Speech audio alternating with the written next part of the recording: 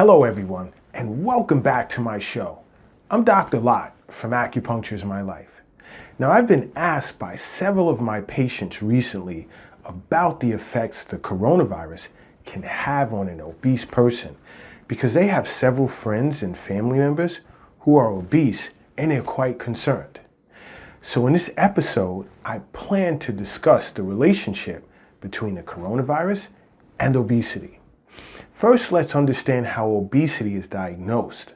Obesity involves the precise measurement on the body mass index, in which the National Institute of Health defines as a preferred body weight as having a body mass index of 18.5 to, let's say, approximately 25. Now, body mass index is a weight to height ratio calculated by dividing a person's weight in kilograms by the square of a person's height in meters, which is used as an indicator of obesity. If you are overweight, you would have an increased body weight in comparison to what would be considered an acceptable weight or body mass index of 25 to somewhere around 30. Now, class 1 obesity has a body mass index between 30 to around 35, and class 2 obesity would have a body mass index between 35 to around 40. Class 3 obesity is a body mass index greater than 40. Now, there are environmental and behavioral factors that play a role as a cause of this disorder. There are also biological factors that play a part as well, such as genetics, your body's metabolic rate, hormonal disorders, drugs, and more. Now, an obese individual is known to be at an increased risk for a number of diseases such as cancer, type 2 diabetes, hypertension, and so on. You see, the more overweight you are, the less fit a person tends to be, which places greater stress on the body to get oxygen into the blood around the body due to insufficient lung capacity. So think about that when an individual becomes infected by a virus which negatively affects the lungs, and a person has lots of fat in the chest and stomach areas, placing a greater strain on your lungs.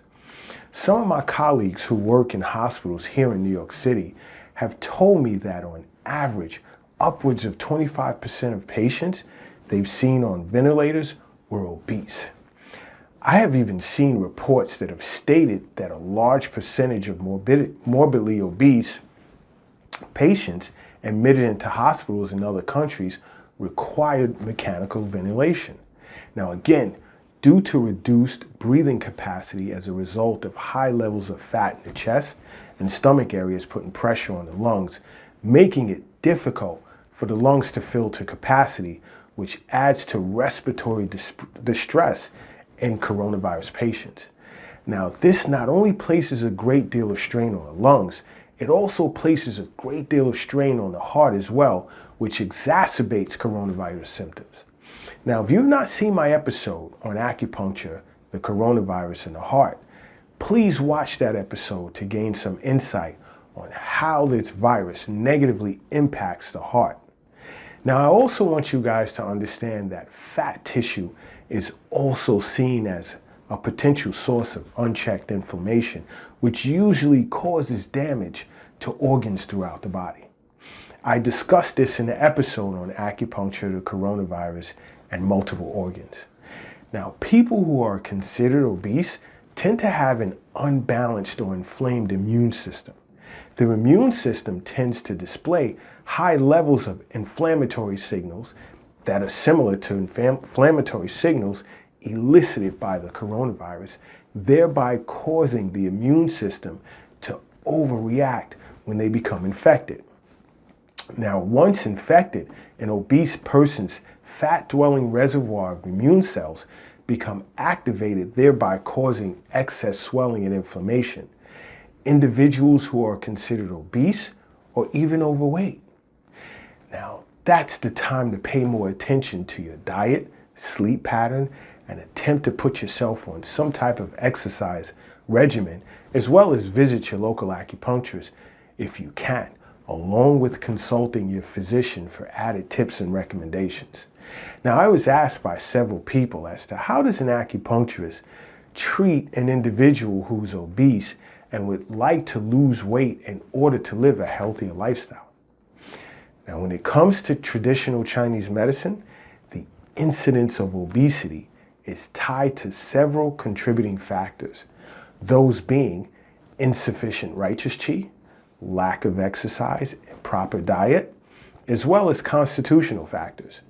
Now, basic patterns in traditional Chinese medicine would include spleen deficiency with dampness accumulation, in which case I would strengthen the spleen and transform dampness. Now, another is hyperactive stomach and hypoactive spleen, in which case I would look to clear heat, purge fire, and unblock the bowels. Another pattern is phlegm dampness obstruction in the middle burner, whereby in this case I would harmonize the stomach and transform phlegm. Another pattern could be qi stagnation and blood stasis, in which case I would facilitate the flow of qi and invigorate the blood. Another potential pattern could be spleen and kidney yang deficiency, in which case I would warm the yang and transform dampness. Now, there are several acupuncture points I would use in all of the above stated cases, such as stomach 34, stomach 36, stomach 40, and spleen 4, along with points relative to the diagnosed pattern. Now, there are also acupuncture points in the air, such as spleen, stomach, endocrine, and shin min, in which I would use as well. Now, acupuncture is great for all types of conditions, not just obesity. So whenever you get a moment, sit and talk with an acupuncturist to see how they can help you with managing whatever condition you may be faced with, along with consulting your physician as well. Now, don't forget to subscribe to my show. And until next time, acupuncture is my life. What's yours?